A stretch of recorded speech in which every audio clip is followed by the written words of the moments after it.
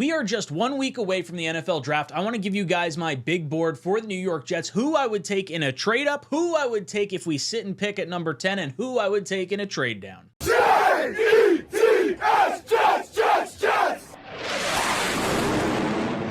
All right, boys and girls, I'm really excited for this. The NFL draft is just 1 week away. The New York Jets are going to be adding a stud to this team that's going to help us try to get to a Super Bowl this year with one Mr. Aaron Rodgers. So I want to give you guys my top 10 players that I think the New York Jets will be targeting. I want to break it into 3 different categories: trade up, stick and pick at number 10, and then in a trade down scenario. Now, you guys might have a little bit of insight into my thought process if you looked at my 7-round mock draft for the New York Jets. I'll link that somewhere wherever the cards wind up, or in the description down below. You can click that too if you want to check that out if you haven't seen it already. But I want to break these up into those 3 specific categories because we've heard rumors about so many different things that the New York Jets can do. And I guess, you know, as far as trade down goes, you can, if we trade down and one of my guys at the sit and pick at number 10 are there, then obviously I would probably take one of them. But without further ado, let's hop into our big board. Let me know your guys' big board down below in the comment section. I want to see you guys break it out the same way that I did here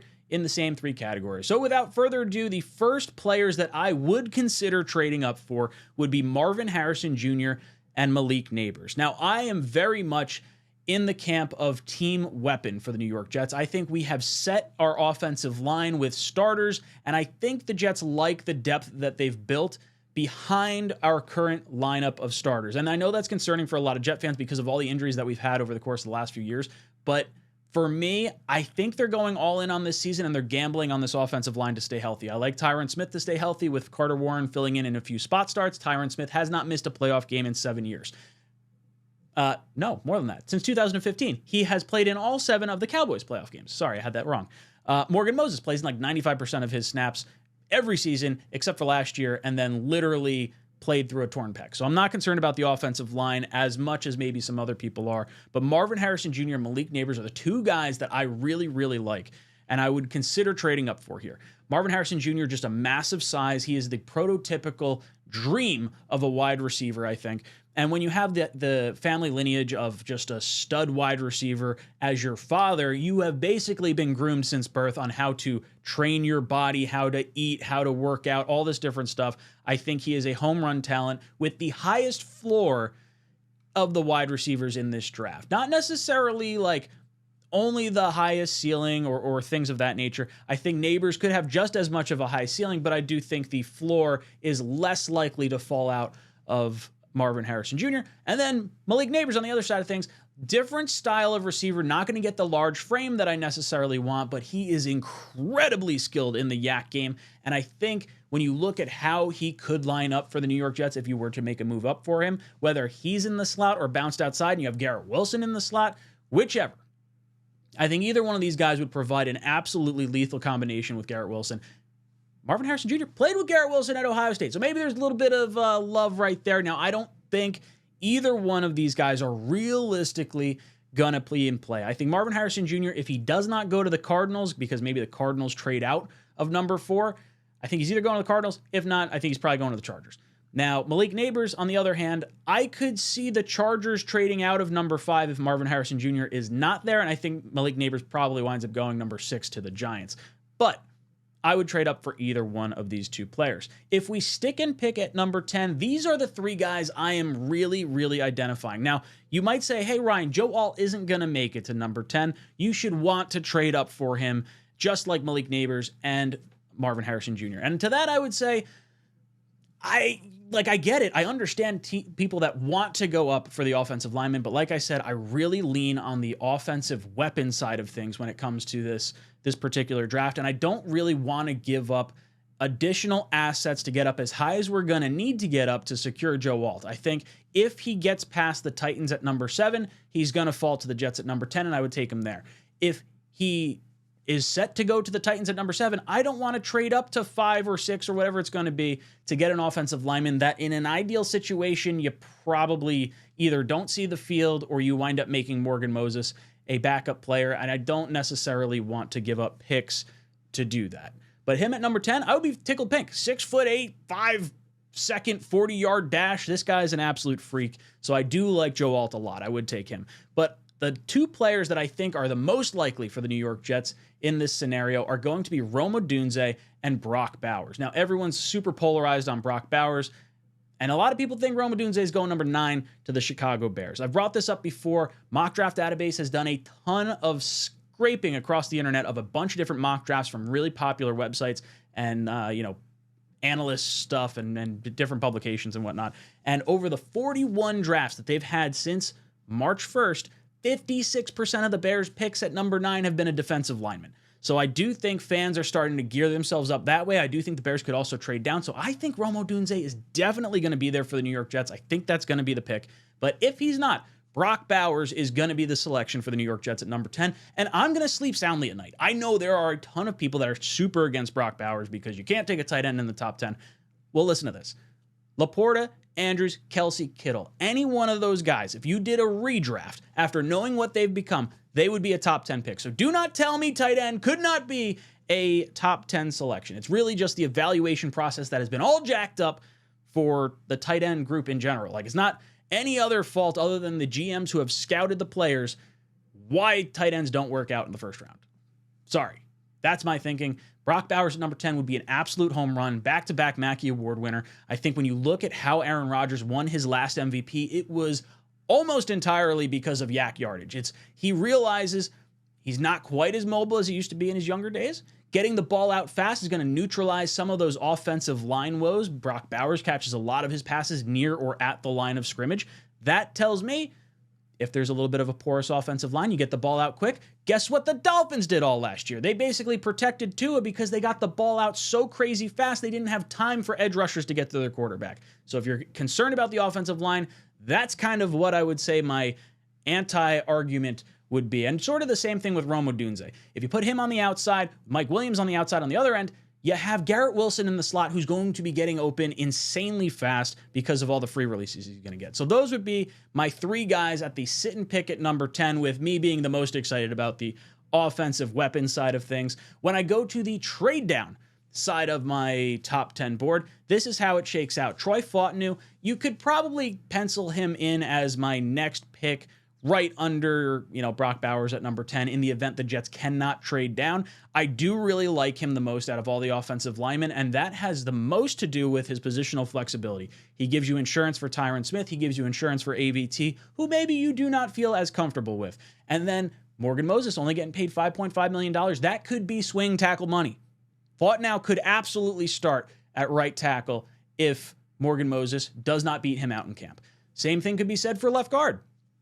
John Simpson, 2-year contract, could really be a 1-year contract. No reason he cannot be a backup guard if Fautanu can show out.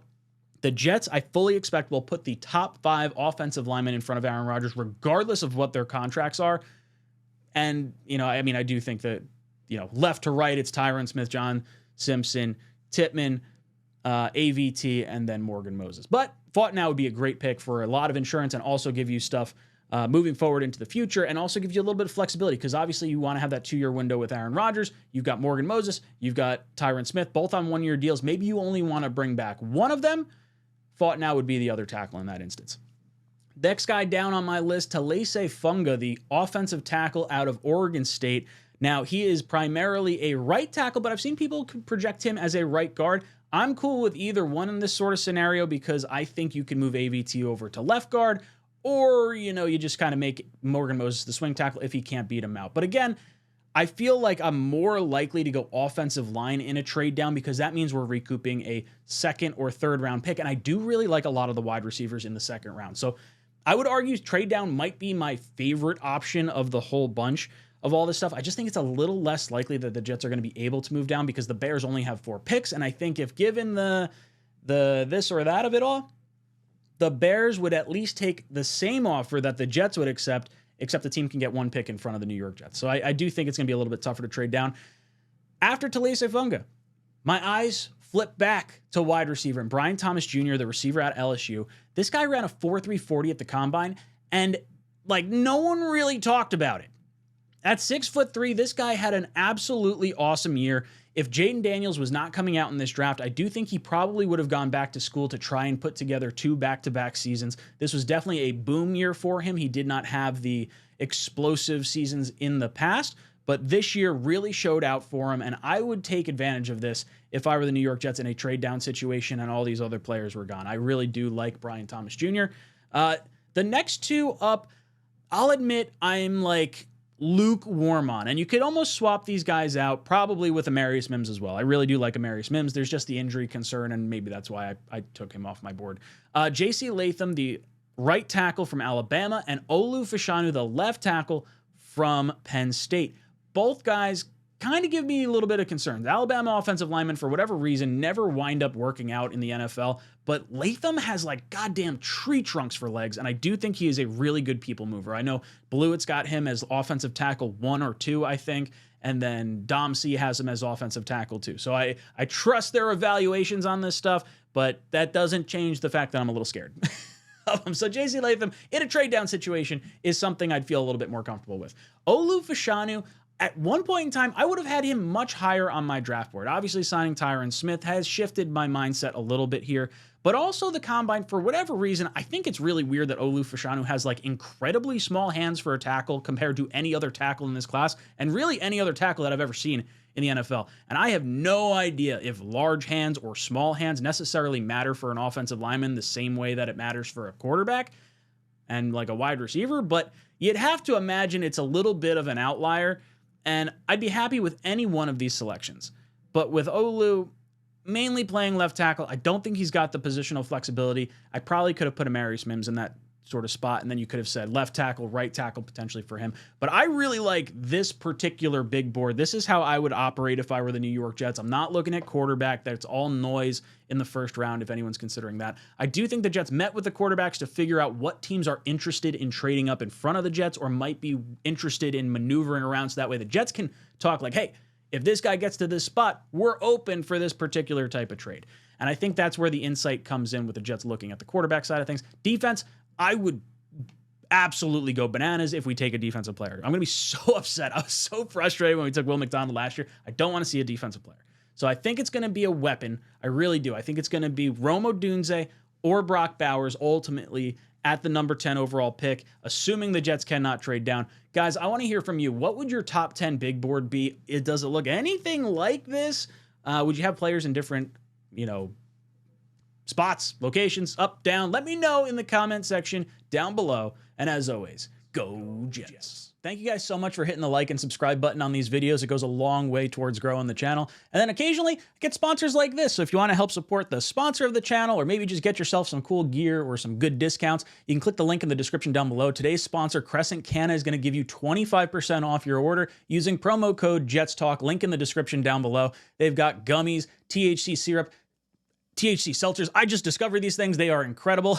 As someone who has been trying to cut down a little bit of their alcohol consumption and not, maybe feel as crummy the next day, this has been a godsend for me. Keep me nice and calm, cool, and collected, especially with all the hurdles that our Jets throw our way and all the headaches that we got to deal with as fans. So if you guys want to help support the channel, maybe get yourself a little bit of a discount as well. Support the sponsor of the channel, 𝐀𝐿. Thank you so much for watching the show.